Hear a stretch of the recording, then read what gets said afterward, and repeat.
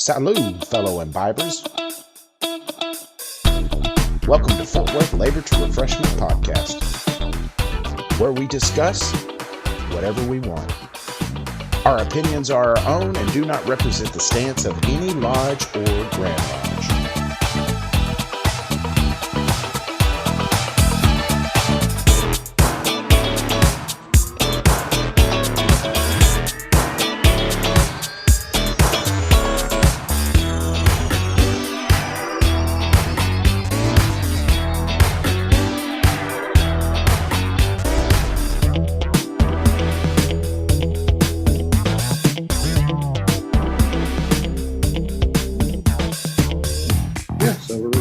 Let's go. Let me make sure. What's the name of our thing? From labor to refreshment. That's pretty embarrassing. But yeah. I hope I got it right. So, go for it. Welcome back to another episode of From Labor to Refreshment Fort Worth Lodge's podcast group. I am Jeremy Gwin. I am the Worshipful Master of Fort Worth Lodge 148. I'm Brandy Patton, the Secretary of 148. Yeah, so kind of catch everyone up on, because I think it's been a little while since we've done one of these. So obviously we've had elections recently. I have been promoted to the East, and I think Brandy got re-promoted to another year of Secretary. Distinguished Secretary, yes, sir. Yeah. So how many years do you have on your sentence of Secretary? I mean, how many? What did the judge give you? Was it 4 or 5 years or 10 years for good behavior or something? You know, that's a topic we didn't think about talking about. You do got to plan these things out. You do absolutely do. Yeah. I'm completely prepared to ascend to the South. Mm-hmm. I just think we've got some great candidates in line for it. I'm not going to jump in front of them. Yeah. No, that's very noble of you. That's real noble. And, you know, there's always that chance that someone doesn't show up. Hey, yeah. It's nice to have people in reserve that can do it. Absolutely. I don't mind doing secretary. It's not as bad as people portray it as, at least not at our lodge. No, it's really not. I think the biggest thing that I noticed was, okay, so when you're just a member of the lodge, you show up on your prescribed day, you go home, that's it. You don't think about lodge for another week usually. Secretary, no, your emails are getting blown up. Your phone gets, I used to get phone calls every once in a while from one of our members. Hey, I didn't get a dues card. Yeah, okay, no problem. But if that was like the biggest part of it, yeah, okay, that's pretty easy, at least for me to deal with. Yeah, my Tuesday morning is usually pretty busy but fortunately I can actually work while I'm at work, so that works out well too. Yeah, no, that does work. Yeah, and you work from home, so yeah, that really makes it easy. So when you get a slow moment, you might catch up on some stuff. But Jeremy's always got about 15 hours in the fire too as Worshipful Master. So oh gosh, yeah, let me get you started on that. That's great. One of our members commented because we had our first stated last week, and he made a comment about because we had issue all of our new committees for the year, and he made a comment on our group chat about, do we have a committee to keep track of all the committees that we have? It's like, dang it, I will appoint that next month. Yeah. So as secretary, I'm actually looking at the minutes, but I'm not going to say I've got them right here in front of me. Yeah, exactly. So what else has happened in the last bit? So one of our members, our Canadian brother and fellow noble, is opening his meadery. He's finally got all his licensing is handled. Yeah, congratulations, dude. Yeah, Brew. Hopefully we can make some mead really popular in the DFW area. Yeah, mead is delicious. He's got one competitor over in Allen somewhere. That's Dallas County. We don't talk to those folks. Yeah, so I think he's going to do good. He's got a good business plan. He does. So neat location. You might see us serving there every once in a while, because I do have my server certificate. As do I. And as any business owner knows, getting a business up off the ground is that's the hard part. So I'm willing to donate hours and help my friend, get his thing up and running. So yeah. So on that topic, I went to the Texas Shrine Association. It's basically the shrine meeting for all the shrines in Texas. We have their motor competitions, the patrol competitions, all the bands compete, the homebrew clubs compete, which is why I was there. And we ended up picking up a couple of bottles. The trophies are bottles. Yeah. They're awesome. They did a great job on the trophies. The competition was pretty cool, way more competitive than I expected. These guys do take it seriously. How did your beers do? So apparently it's stuff that I really don't want to do that does well. Ryan, the previous brewmaster of our Cowtown Brew Club, kind of pushed us to do a cherry limeade goza, and I hate it, but I'm the only one that had the equipment that can actually do it, so I did a goza, and everybody loved it last year. Well, this year we decided to do the same beer because there was a Berliner Weiss category, which kind of the same beer. Goza's a little bit more tart. It's got a little more, got some salt in it, a little bit of coriander, very similar. So I did the cherry limeade goza, and I added a little bit more body to it with another pound of malt. And yeah, we won first place for that one. Congratulations. Yeah, thank you. We did a ginger ale, which Jeremy helped me with that on that one. I don't even drink ginger ale, but That ginger ale was delicious. kind of just went to the local grocery store and bought a couple of hands of fresh ginger root, shredded it, boiled it in some water with some sugar, threw a little bit of lemon in it, and cut it with some carbonated water. Yeah, it was pretty dang good. Yeah, the way we ended up doing that was we made our ginger concentrate with the sugar and the ginger roots, boil that. Okay, so we've got our concentrate. Poured that into the jar that we're gonna enter, and then cut it with the sparkling water or the carbonated water until it tasted right. And oh my goodness, I thought that was amazing. Of course, we had a lot left over, so I took some leftover home and made stuff. Yeah, made stuff with it. And it was great. Non-alcoholic ginger ale. It was, yes, it's duly noted. So me, I kind of wanted to punish the judges for making me brew it. So I had plans of doing habaneros in it. You didn't need them. It was plenty spicy. It was very spicy. I didn't realize ginger ale could be so spicy. Yeah. But it's good. It was really good. Yeah. Really, really good. So yeah, that event was really interesting. We installed the new TSA officers. There's 13 shrines in Texas. I'm going to talk about the homebrew side of it more because that's the only thing I was there for. They ran it at the shrine up there has a gun range because they have a patrol that actually has like firearms, the 22 caliber, but it's a big gun range. Outdoor. They've got a cool patio. Really jealous of their facility. I don't know how they managed to pull out the homebrew competition with that because it was madness with alcohol and firearms. Yeah, not compatible. Those two were never combined. There was Good. There was a cornhole tournament afterwards, which apparently was part of the scoring that I didn't realize, so we didn't compete in that. Anyway, we didn't win the overall trophy. Hopefully this year or next year we will because we're actually hosting it. Yep. Pretty good chance we'll be hosting it at B and Brew. So yeah. So we talked about the funding on that, how that's going to work. To work all that logistics out. So yeah. What lodge kind of did a lot of the work on that? Wichita Falls. It was in Wichita Falls, right? Yeah, and I just got off work and I've already had a While he Googles that to refresh his memory, because he has slept since then. Muscat. Sorry about that. Yeah, I should remember that. But yeah, he said they did a great job putting everything together, and they did organize the pub crawl and everything. Oh yeah, Wichita Falls.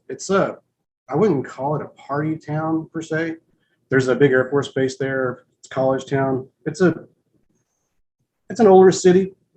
Excuse me, I'm coughing. I've been there before for beer, for craft brew.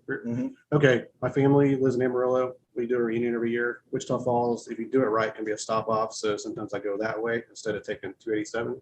And it's got a big giant waterfall. It's kind of cool. Hence the name Wichita Falls. Yeah, it's 110 there right now, so the waterfall is not, really usable. But anyway, so there was one brewery last time we were there, but the Muscat guys. Sorry, I had to get a refill. Yeah, hopefully I got that. I don't think Wichita Falls is a great place for a pub crawl, but the brothers at the shrine there and the TSA guys that organized it had a really cool pub crawl. Basically, you paid $40, you get a wristband, and they had shuttle buses to take you around town, which you didn't really need, but it was nice to have that. 5 stops, at least that's how many I went through. You had food and pizza. You had pizza at the first one, one drink. The next one was actually axe throwing next door, which came with the drink. The next one was That sounds dangerous. yeah. It was awesome though. Let's do a pub crawl and hand each other sharp objects. Yeah, and What could possibly go wrong? well, and lots of members of the Imperial Divan are there. So Nice. I met a couple of those guys. I'm not gonna name drop Those them. are cool people. Yeah, I mean the guys that actually run the International Shrine, which the Imperial Potentate was actually, he wasn't at the pub crawl, but he was at the TSA, which I don't know if that's normal. But anyways, I met him, got a picture with him. But yeah, small towns, organized pub crawls, it works, man. We did one in Tyler too, which Tyler's, I thought it was still a dry town, but it's not. They've got several breweries there. And the last stop there was a cigar shop that I'm not sure the affiliation, but yeah, we had a smoke room to ourselves if you're into that kind of thing. So yeah, all that's the Labor Refreshment and stuff that we do. Yeah, the last Mason related pub crawl that I did was during the Grand Communication, and I know Waco Lodge helped organize that one. That was much fun. Another great point. Yeah, too much fun, and everything was walking distance, which was wonderful. It was January, so it was a little chilly, but it wasn't bad. But yeah, it was. Yeah, Waco, too much fun. I'm just gonna leave it at that. Historically conservative town, and yeah, pub crawl. Bunch of great little bars. Yeah, there's a lot of great people there too. There's a pizza place / brewery literally across the street from the Airbnb in Grand Lodge, and prices are good, beer is good. The pizza was fantastic. The fellowship is great. Yeah. We kind of did one in Corpus. You kind of do one there, but that's going to be interesting this year because we're doing the OLT Officer Leadership Training for Texas Masons. Generally, it's at the Omni, but we're having it at the Shrine. This is getting very Shrine centric, I've noticed. Yeah, it's all right. Hey, that's the party side of Masonry. It is the party side. We're here to talk about the fun stuff. Yeah, so we've got an Airbnb down there this year instead of doing the hotel. That should be fun. Yeah, that's one thing our lodge likes to do is we like to have fun outside of, just outside of our Blue Lodge room. So we always go down. So for those of you who are not familiar, not Texas Masons, the Grand Lodge of Texas has officer leadership training courses, and it's recommended for the junior warden and senior warden to prepare you for those stations and the next stations in your journey. There's, I think, 6 of them throughout the year. They're all held within a couple of months of each other. And we live in North Texas, but we will travel down to Corpus because it's the beach. And like Brandy said, it used to be held at the Omni. They decided not to do that this year. So we rented an Airbnb. So we found one big Airbnb that sleeps, I think, 8 people. So we're all going. We're taking our ladies with us. And we're planning on, again, having just way too much fun. Yeah, I think one brother's actually going to attend OLT. Yeah. Hey, I've already had it. So I'm good. Brady's had one. He's going to wait for another one. Sean's had one. Yeah. Wait for another one. Well, it was really funny last year, whenever afterwards, I came back and I had such a glorious sunburn, and I had the raccoon eyes from having my sunglasses on at the beach because I spent all day at the beach. And the look on the brothers' faces when I came in the lodge that next week with that sunburn, they're like, well, you look like you had fun. I'm like, my golly, guys, let me tell you how much fun I had. After that, everybody's like, yeah, I'm going to go next year. I want to go. I'm going to do this. Corpus is if you're not from Texas, it's kind of a hidden treasure. The beach there, not really too impressive. There's not really one. It's a shipping channel. But if you go just a little bit south of there, it's the Padre Island National Seashore. It's technically a highway / state park in Texas, but it's a giant beach. You can go like 60 miles. It's not quite on the sand. Yeah, on the sand. You can, if you've got a 4-wheel drive like a Jeep or something, you can probably go all the way to the jetty, which goes to the other side of Padre Island. That's not the one that butts up to Mexico, is it? No, that's further south. That's further south. Okay. But the beaches are all, it's not quite like the panhandle of Florida sand color, but it's 90% is nice. Yeah. None of them are built out for any kind of like partying. There's lots of fishing charters. But if you want a like nice desolate beach, Corpus, just go to Padre Island National Seashore. You got all the room in the world. Once you get past that 5-mile marker, they actually have a sign that 4-wheel drive is recommended. I drive a Jeep. My wife drives a Jeep. We can go as far as we want on it. Not bragging, but I kind of am, I guess. I mean, hey, it's not bragging if it's true. Yeah. But yeah, I still haven't driven all the way down it. But a little bit further south, that would be South Padre Island. And that's where the jetty actually, You can see the north side of Padre Island when you go all the way to the other side. South Padre Island was the MTV spring break place back in the 90s. So if that tells you anything about how nice South Padre can be, that's where MTV chose to have their stuff. Off season, it's very affordable. Spring break season, it's crazy. Yeah. Another new attraction there is SpaceX, Boca Chica. That's their test facility. Eventually, it'll be a launch facility. So that's the one that crosses the Rio Grande or touches the Rio Grande. You can go to Boca Chica. You can't go straight there, Padre. You got to go around a little bit. You can see it, but we're probably doing that in December too, because the water's still 67 degrees. It's mid 60s. Yeah, hotels are very affordable. Not a very good beer town. There's one brewery. Bring your beer. Yeah. If you need beer, bring your beer. Yeah. But the Boca Chica, it's the same thing. You can go over there and it's free. That beach, you don't pay anything. You drive on it as long as the island's open. It's Boca Chica State Park. And you can drive all the edge of that, and then you're at the Rio Grande. So you're literally seeing guys from Mexico fishing right there. And nice. You can go across legally, illegal, whatever. We didn't do that because it was high tide and it was a little sketchy. But so yeah, that's pretty much how that works. And man, we've already got a lot of time on this podcast. Yeah, be all right. We're gonna get our time in. So our next item that we wanted to talk about was our upcoming brew competitions. There's a brewery in Keller that hosts a brew competition. Roanoke. I'm sorry. Yeah, technically it's Roanoke. Sorry, I'm still thinking those two. Texas is full of tiny little towns with really cool names. Yeah. So they have a citywide festival twice a year, and the brewery the little brewery in that area hosts a brew competition, and I believe they're always for charity. The last one, which was in the spring, which we competed in, our homebrew club, the Shrine Homebrew Club did. We took first place overall. That was really cool. That was amazing. Our friend Chris, who is opening the thing, he actually was the one that actually did the work on that particular beer. But Grisette, he played to the audience. Yeah, he did. And I had a lot of questions like, man, what's a grisette? And I'm like, that's a good question. I got to look it up. I've never heard of a grisette, but I was like, okay. So I read it. I'm like, okay, so read the description, taste the beer. Dang, Chris, I think you nailed this. And yeah, the brewers were very, very impressed with it. That was cool.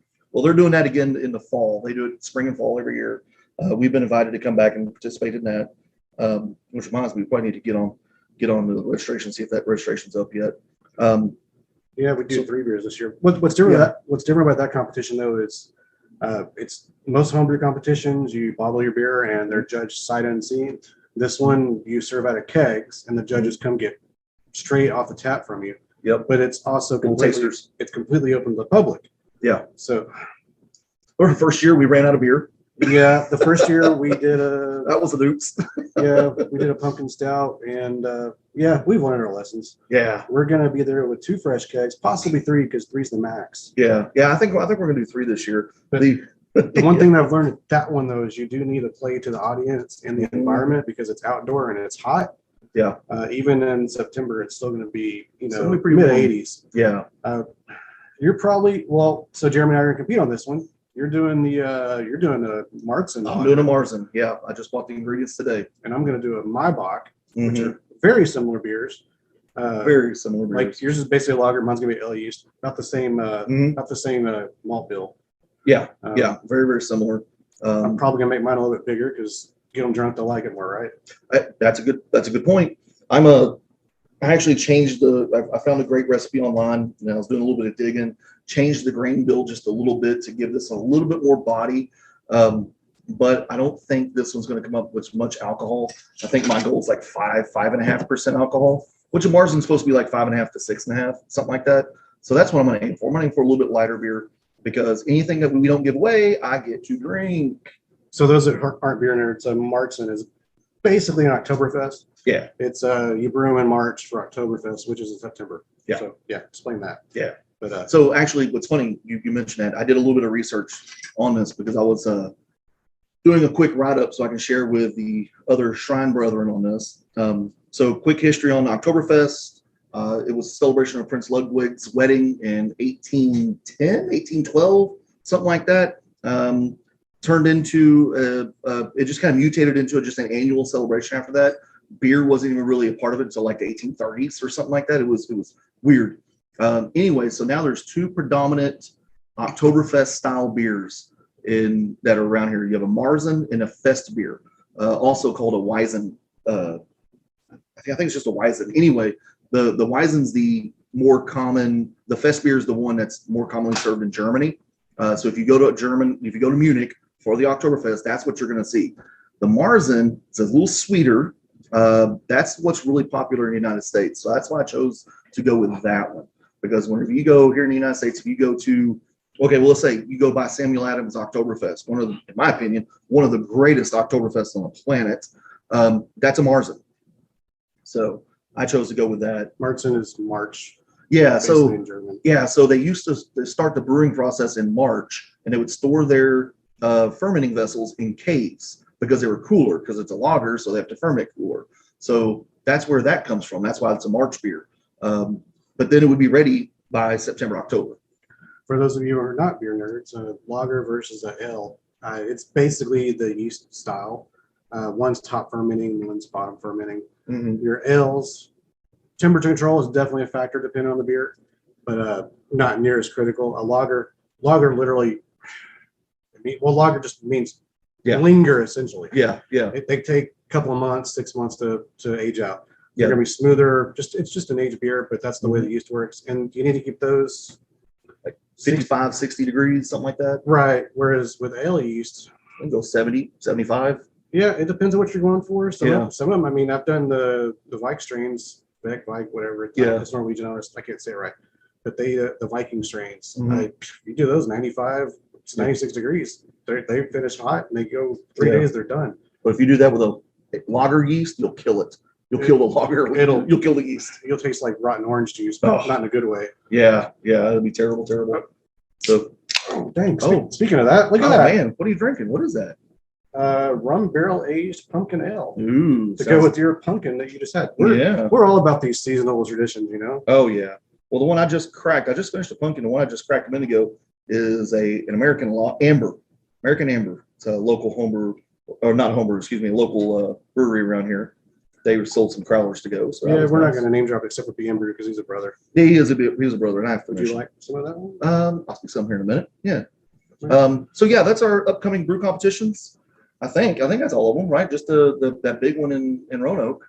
Yeah, we're really excited about that one. The TSHBA guys, which the Texas Shrine Homebrewers Association, for those who are not Shriners, they're really wanting us to compete in local competitions, and I would love to, but hey, Roanoke's local. Roanoke's fun. It's local, and they like us. And you didn't mention this, but they donated all of their proceeds of the last competition to Shriners Hospital for Kids. Yes, they did. I think they got like $1,200. $1,200, yeah, something like that, roughly. Yeah, which is cool, man. Yeah, for one homebrew competition. Yeah, and it was a charity within a charitable event. So yeah, they haven't announced what they're going to do with the next one, but I mean, I imagine they're probably going to do the same. They might. They really like. Well, they might just spread the love and give it to another charity, another worthy charity. So who knows? Yeah, like Shriners. Like Shriners Children's Hospital. Yes. Yeah. If you have Amazon Smile, the kids. Guess what? You can donate with every Amazon purchase. Yes, you can. Yes, you can. But yeah, there's competitions all over the place. We're gonna get more into it. It's been kind of crazy the last few months. Yeah. Hopefully things settle down. It's too hot to brew outside right now. It's too hot to brew inside. That's why I haven't done it. I think it got 105 degrees today. Yeah, my little Brewzilla. I mean, it's just a big giant coffee urn, but I mean, you got 9 gallons of water boiling. Yeah. In your living room or in my kitchen in this case. It heats up the house. I've been brewing on my stove lately. That works, man. It does work. It's a lot easier than that turkey fryer. Well, and also this time of year, if you brew outside, you got every bee, every wasp in the city. They're coming to get your beer. Yeah, they're like, "Oh, what are you making? It smells good. I want some. Get away, Sting! Get away! It's my beer. Yeah, get away, fool." So, yeah, so we had a good question that we found on the Reddits a few months ago, and then the other groups have really tackled it. So we'll bring it up. Yeah, let's talk about that. Do you have the question? Can you cue it up? Yeah. See, this is why we should do these before we open beers. Hey, we're having fun. Yeah. If you don't believe me, ask me. I'll tell you. We're having fun. basically it's what do you do with the old curmudgeons, the past masters, the past EDGMs that sit in your lodge. We're not going to use the other names, but there's a lot of names for them. We love the guys. They're very helpful. Sometimes they're not. At what point do you ask them to stay in their lane, or do you ever? How do you handle that situation? How do you feel about it? So I want to share a bit of wisdom, and this was something that was rolling around the back of my head as I was preparing for my opportunity for the East. Ascension. Yeah, my ascension to the East. I have realized that our past masters are an incredible source of information. They've got the experience that I don't have.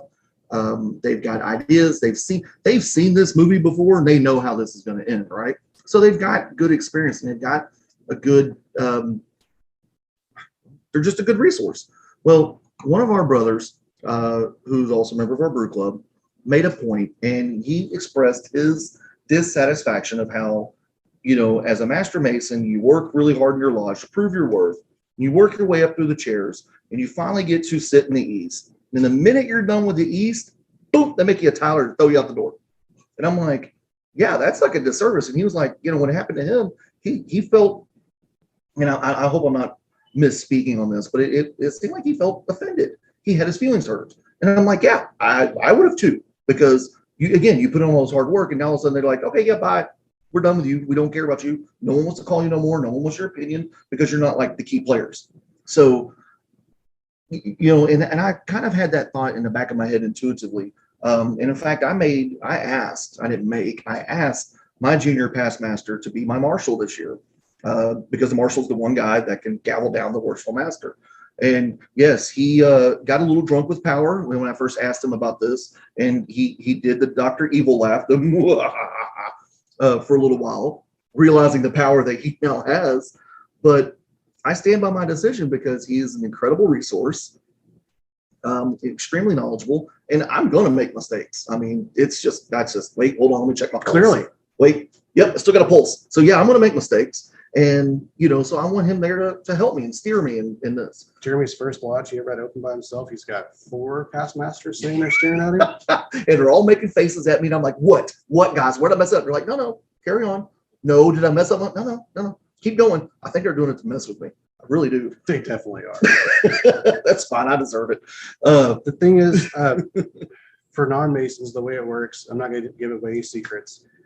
We've got basically 3 chairs who are elected. Well, there's 5 chairs that are elected. You got your worshipful master, you got your senior and junior wardens. They're the 3 guys that are in line.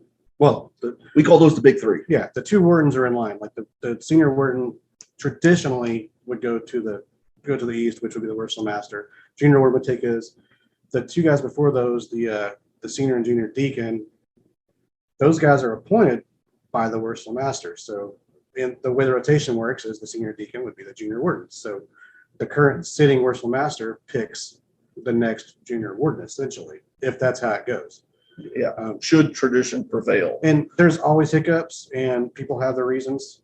So, but the thing is, your outgoing past master basically handpicked your 2 wardens. Yep. And the previous one before him handpicked him and then his wardens. Yep. So there's a line of succession. It's not written in rules. That's just how it works. So you're picking people that you like that are your guys. You may not like the guys, but they're still elected. That's not the case with us right now. No, but it has happened in the past, and it'll happen again in the future. Mm-hmm.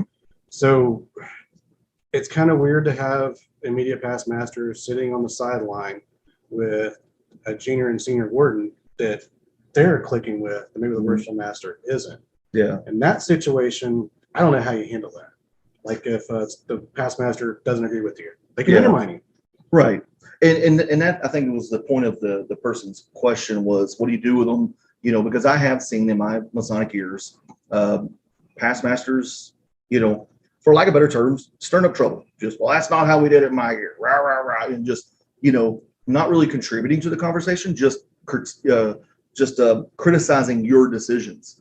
And, so my leadership approach is, okay, so I hear your concerns. What would you recommend?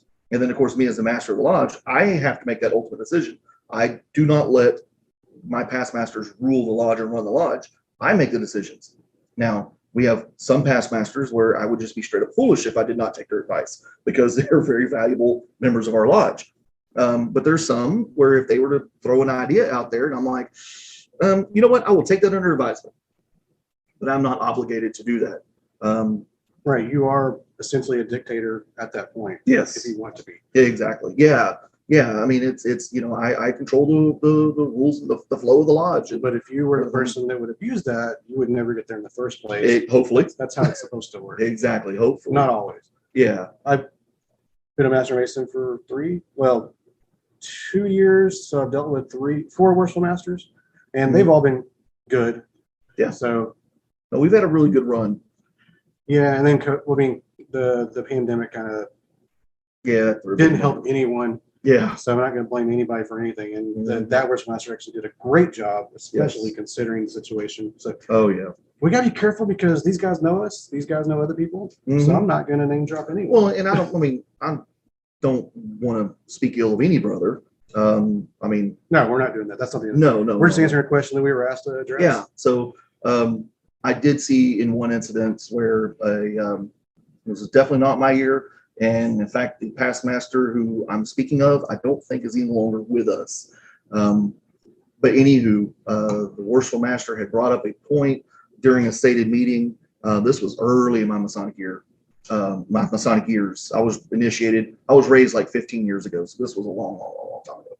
Well, anyway, but it's burned in my brain where the worshipful master brought up something and he's like, well, I think we should do this or something like that. And I remember thinking, yeah, that sounds pretty good. And this past master stood up and then started critiquing it and criticizing it. And I'm like, okay. I was confused by it. And another past master stood up and kind of backpacked off the other past master. And it's like, you're not really contributing to this, but they're also members of your lodge. You can't really say, get out. But as a master of lodge, you can gavel them down. We can't electioneer, but man, we sure can talk about it afterwards. Right. Yeah. Well, I can't tell you how I'm going to vote, though. That's illegal. I cannot tell you how I'm going to vote. I can't tell you how you should vote. That's right. I can just tell you everything I think about this whole scenario. Yep. I think this is a bunch of pooey, or I think this is wonderful. Whatever the case may be. Yeah. So, in my opinion, they should be the elder statesmen. Yeah. And they are very valuable assets. Mm-hmm. But they need to keep in mind who is over there with the gavel and the hat on, which Texas we wear hats. Yep. But yeah, no, I agree with you 100% on that. The master of the lodge is the master of the lodge.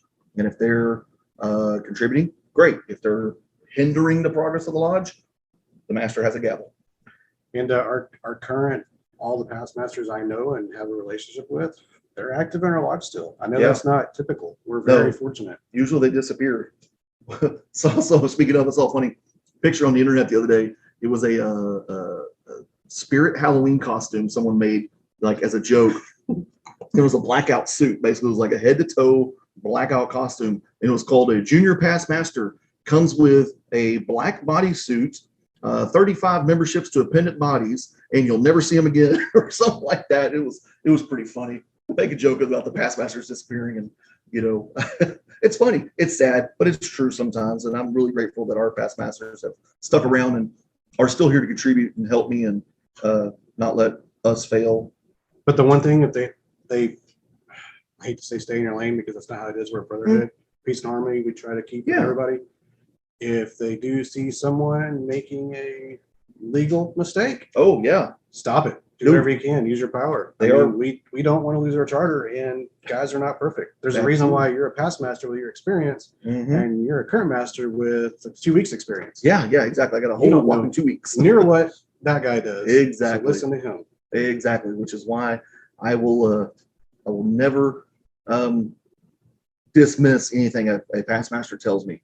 I may take it under advisement and file it away for future use, but again, I got certain past masters. They come up and say, "You know what you should do, Jeremy?" And I'm already taking notes because I'm willing to bet that they're going to lay out some golden advice. But isn't it great when you're already doing that before they tell you? Oh yeah, that's kind of weird. It's weird. Hey, you know what we should do? We should do this. You know what? I was thinking the same thing.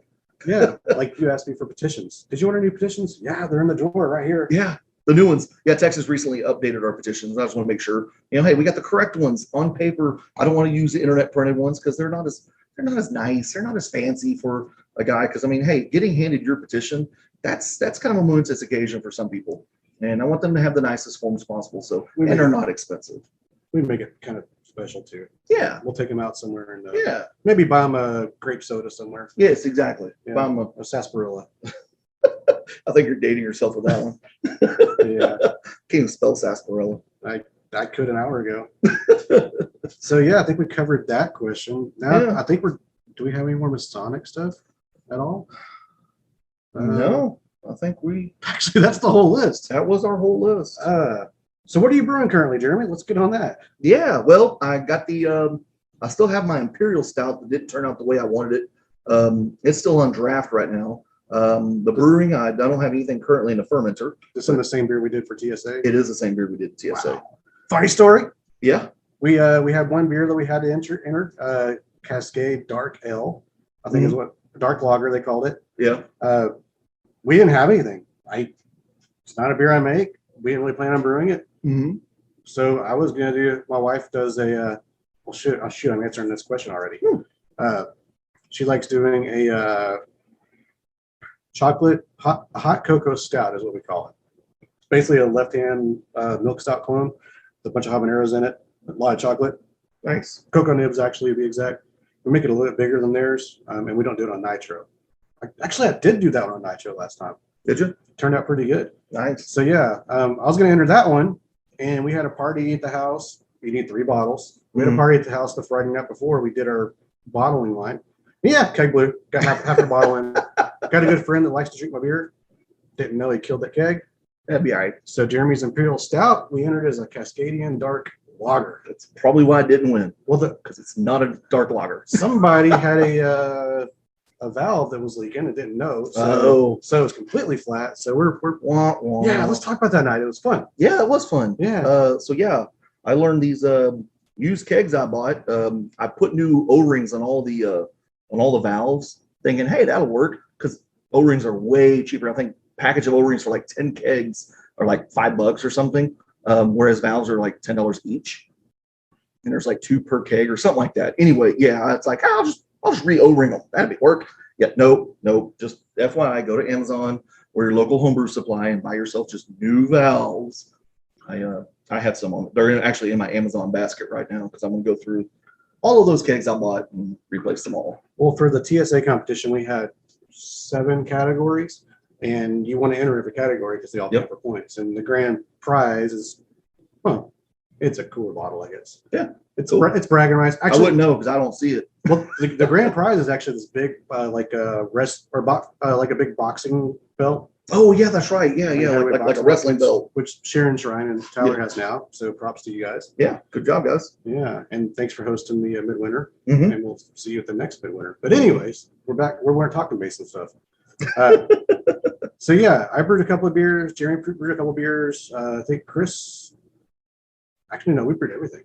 Yeah, and we did the ginger ale. Well, no, Chris entered Chris the did farm. Chris did the country wine. The country wine and that the was meat. it. So yeah, we collaborated, and then we did the ginger ale last minute. So yeah, I'm thinking, I can do it myself. No worries, I got everything here. Just bring me the kegs, I'll keg it. Yeah. Jeremy came over, and we still spent about 6 hours bottling stuff. Oh man, it's crazy. But the reason I bring this up is that one keg with the post. That beer was flat. We had to force carve it and bottle it. Yeah, that thing was flat on the doorknob, man. That thing was giant surprise. It didn't place well in the Cascadian Dark Lager. Oh. Sorry, I keep saying Cascade. It's a Czech Dark Lager. Was oh, that's right. Yeah, Czech dark lager. Yeah, Who'd have thunk it? Yeah, whatever. It's dark lager. It was dark. Yeah, we didn't do very well on that one. But yeah, I think I brewed that beer for a different occasion or something. We're like, you know what, we're gonna use this. So what I learned with brewing that beer, the Imperial Stout, in order to make something Imperial, basically, long story short, guys, you double the grain. Okay, neato.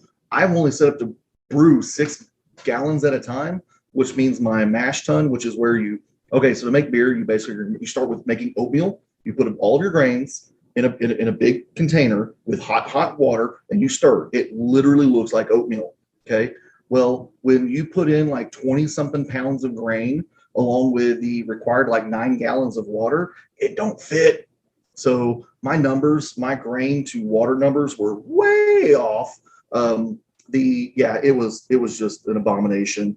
I'm surprised it came out even So halfway listeners, drinkable. the way you do this on that system is you do it 2 separate batches. So Yeah. you do your 10 pounds Had at I a time known and 10 pounds that. again. Jeremy's learned a lot. I've learned a lot. It's Yeah. only like my 5th batch I think I've ever brewed. So It's twice the work. Or just buy a bigger system, which is what everybody should do. But that's not the cheapest way to do if I it. had your money, I would throw my money away. But still. I'm not going to comment on that. No, but yeah, no, he's right though. You either do it half and half, or you buy just a bigger system, because Imperial beers are just they're huge. The biggest one I've ever done was, it came out to like 13%. It was 18 pounds of malt. Cheese and crackers. Yeah, and I ended up having to put, because I wanted it to be like, big ABV, big gravity beer. Yeah. So I ended up putting 3 pounds of dry malt in it, like when I was doing the boil. Yeah. So What about doing like half grain, half extract? That should get the job done, huh? I mean, you're getting your sugars. That's all that really matters. if you've got a good quality extract, Mhm. it's probably about the same. Yeah. But if you buy like a Mr. Beer kit that's been on the shelf for 20 years, Oh. it's not going to be very good. That's true. I'm not going to praise extract brewing because it's not the right way to do it. But Yeah. if you want to get into it, Yeah, extract it's brewing, it's probably a better. good starter kit to get your feet wet. The beer you're going to make, you're going to like a lot more than anything from the big three, because you made it yourself and it's probably still pretty good. Yep. Fresh beer. If anybody's never been to a brewery, I recommend you go. Take your Lodge Brothers with you. Go and make a field trip of it. Taste fresh beer. It's weird how it's different. Brandy and I being into craft beer and stuff, we're around breweries and stuff all the time. So we're tasting beer that's literally was probably kegged like yesterday. It's incredible. Whenever I switched over from the like Brandy said, the big three, Miller, Coors, and all them guys, switched away from that. It's like, man, you notice a difference. Heck, even years ago, I went to the Budweiser brewery, did their brewery tour. Really cool place, by the way. Happened to see the Clydesdales. They just happened to be coming out. They were getting like, I think they were just out getting their exercise for They the saw day. you coming and knew your stature and how celebrity you were. Yeah, that's what it was. Yeah, we're gonna go with that because that's just gonna help me sleep at night. Yeah. So anyway, we're in line to get in, and this big old door comes open, and here comes all these like really fancy looking horses. I'm like, holy Toledo! If you've never seen a Clydesdale in person, geez, those are big horses. I almost call them big dogs. Those are big old horses. My golly, but they're gorgeous. But anyway, so I got to see those. Go through the brewery tour. It was really neat, massive. But then we got a tasting at the very end. They were, in my opinion, a little stingy with their free samples. I think you only get like one. Corporate. Yeah, it's whatever. But still, it even tasted different there at the brewery than it does on the shelf. It's incredible. I mean, I know Sam Adams is big on that, like in their, I forget what they call it, like a Best Buy or Enjoy By dates, something like that, where they tell you, hey, if this beer's beyond this date, man, throw it away, just buy another one. Of course. I mean, That's the thing that Stone started, their Enjoy By series on their IPAs. They would put like a 90-day count. Well, they would put Enjoy By the 90-day countdown. Yeah. It's not a gimmick like your IPAs. Definitely, they have a shelf life. They do. The flavors change. The edgier notes tend to fade after some time. With certain beers, though, that's a positive. Yeah. Like this beer, for instance, it's way better, which is, again, a rum barrel aged pumpkin ale. Mm-hmm. You like the coriander, the savory notes? I do. I don't. Oh. And those fade. Oh. This beer gets better to me. But I'm not a total beer snob. Well, that reminds me, what you said, it makes that beer better. Everyone's heard the definition. What's the definition of a good wine? It's a wine you like, right? True. What's the definition of a good beer? A beer you like? Then, hey, man, if Miller Lite is your beer, by golly, enjoy it. Personally, don't care for it. And it gives me a headache. Yeah. But still. Like a pumpkin ale, do you want savory or do you want a pumpkin pie ale? Yeah, exactly. Yes. Just yes. Yeah. Yes. And the problem is so many brewers just do pumpkin spice. Yeah. They don't even put pumpkin in it. Yeah. That's horrible. So for that brewing competition in October, I think I'm going to do my pumpkin stout again. Or actually, I'm going to do a pumpkin ale. And I'm going to mess with the spices. I'm going to turn the coriander dang near off. So do like a gold meal recipe. Basically, just add pumpkin. Yeah. I'll have what that is. I'll have my middle kid make my pumpkin puree for me again. I think last time we did 5 pounds of real pumpkin puree. So I think we'll stick with the 5 pounds. Actually, to tell you the truth, I didn't notice any difference in the pumpkin flavor between 4 pounds and 5 pounds. So I might not. I mean, if I've got the 5 pounds, great, I'll use it. But if not, 4 pounds will be enough. But I'm gonna because it did decent that first year. And you're throwing the pumpkin in during the mash. During the mash, yeah. So it'll be a little bit different. I'm gonna turn If it's already pasteurized and frozen, you might try throwing it in the fermenter. I may do some there too. It just depends. Because it had a good savory pumpkin flavor to it. Remember?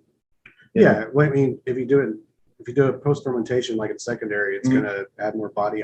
Depending on what yeast you're using, it may not ferment all the way out. Yeah. It may add some sweetness to it too, and you're gonna get a lot more pumpkin. Well, I just bought a 1 gallon fermenting kit, so I can do an experimental batch. Nice. And it being a ale, it ferments quick. Warmer temperatures, faster fermenting. I can do that. So I just bought 1 inch beer. I think Amazon's going to deliver it like Friday or something. So it'll be here pretty quick. So for those at home listening, all three of you, yeah, both of the guys listening at home. Yeah.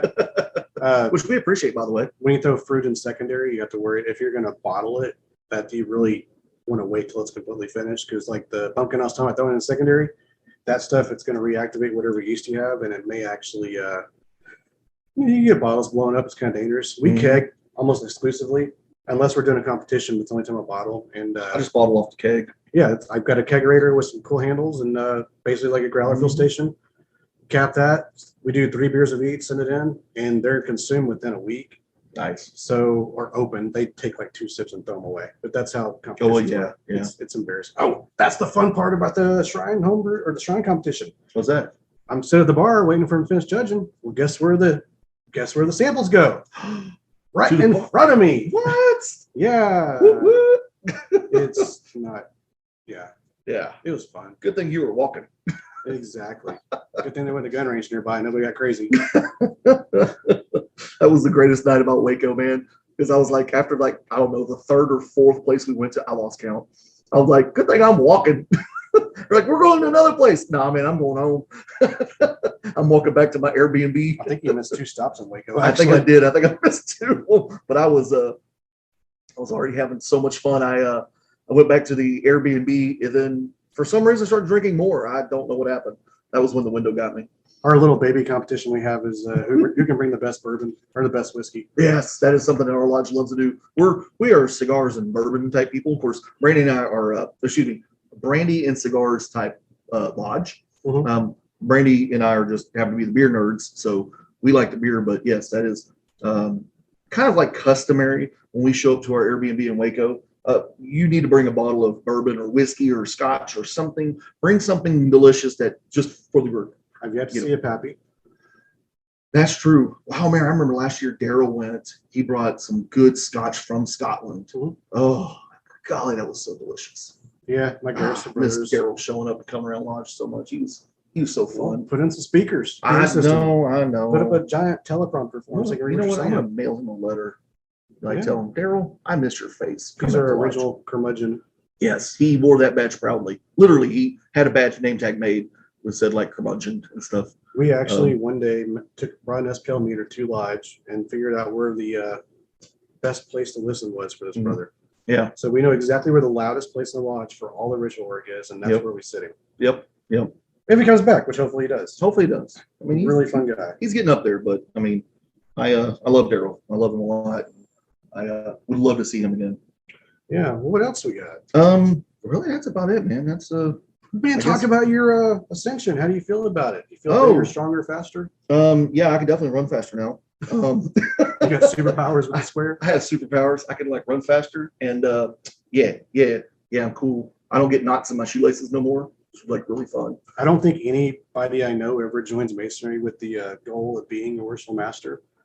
Yeah, no, I was dreading this like crazy. Yeah, it's not a curse. It's not a cross to bear, but it's a very serious thing, and we've got a substantial lodge, and it's a lot of responsibility. We're 100 something members strong, and a lot of very active members. So I'll share kind of my story on this, on how I got to the East.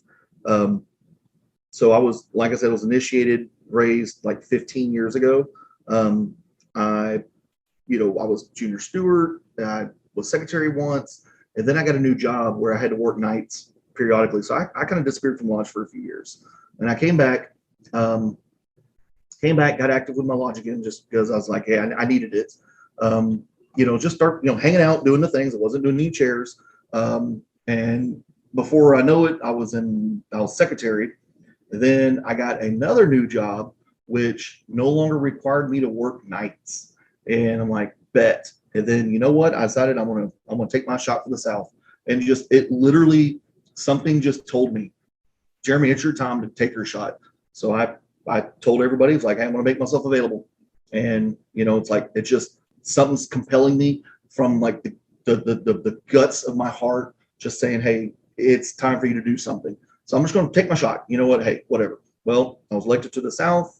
The senior warden, I guess he had some issues come up, so he did not proceed to the East. So I went from the South to the East. I hope him the best. I hope everything's going to do okay with him. But either way, look forward to having him back, by the way. But anyway, I was, Amanda can tell you, my fiance can tell you, I lost sleep for several weeks about, can I really do this? Can I really do this? But I had to we all did. Oh, yes. Yeah. I'm sure y'all did. But I had to take a moment and let the intellectual side of me overcome my guts and my heart and my fears and realize like, no, I've got an incredible support crew. And I've got, and that's one of the reasons why I wanted to keep my junior past master so close to me, because I'm like, hey man, I'm scared. I'm in some water that I've never been in before.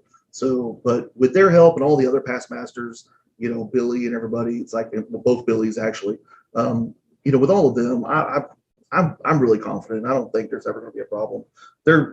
We're too big to fail, and they'll kick my butt if we did. So we won't let you screw it up. Exactly. I'll have a phone call, be like, hey, you did something, you have fixed like now. Okay.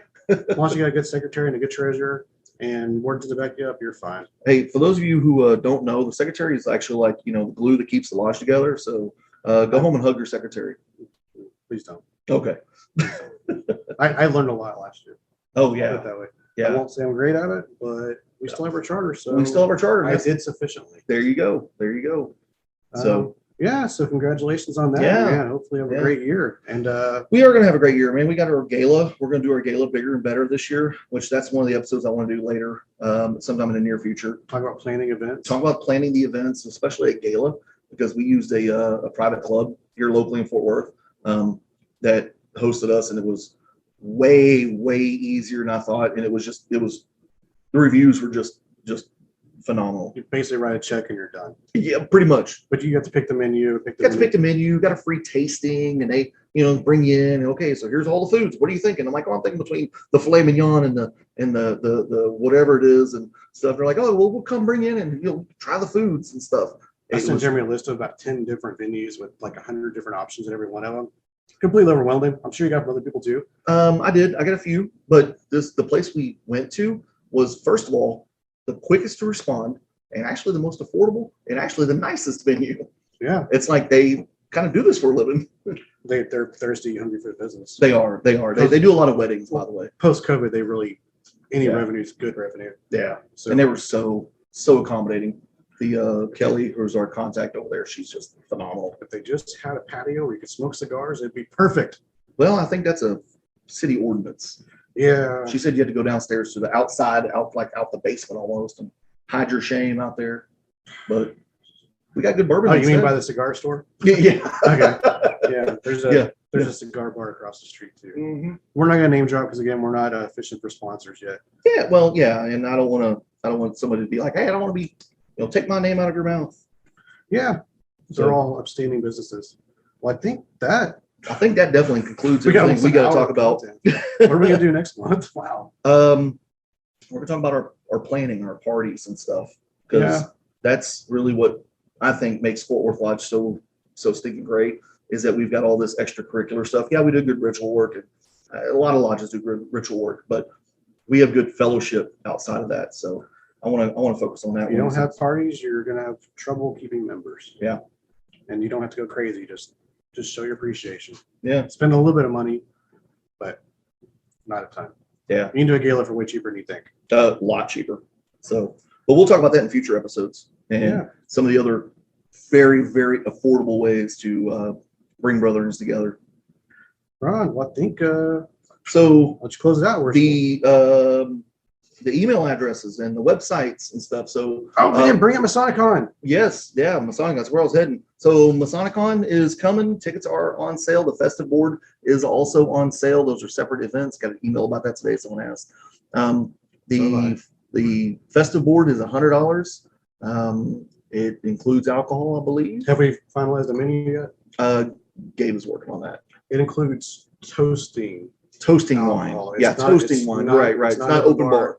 It's not open bar. Not for that price. But it is in the temple, and it's the wine we provide. So it's Yeah. not like there's going to be. A It's not going to be cheap wine either. It's going to be good stuff.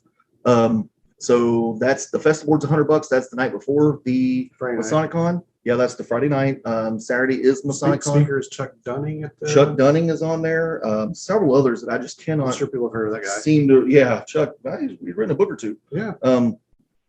But they. So yeah, that one. The tickets are $60, which is a steal for an all day. Basically, all you could listen to For Masonicon. for Masons. It's wonderful. It includes lunch. I don't want to misspeak on that one. Okay. But the date is August 20th. yes, it is August 20th. It's just a Saturday at the Big Temple in downtown Fort Worth. The website for it is texasmasonicon.com, which is Texas Mason Icon. Is it Texas Masonicon or is it just Masonicon? You forget. It's why are you throwing me under the I bus? said, man, I don't remember either. Okay, I'm blaming alcohol.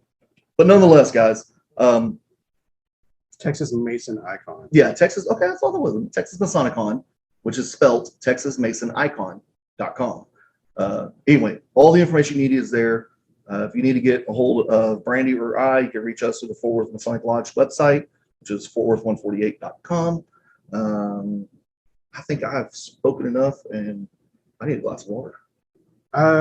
94% water Yes, in that class right there there. it is. There it is. So, yeah, Jeremy Gwin signing out. Brandy Patton signing out.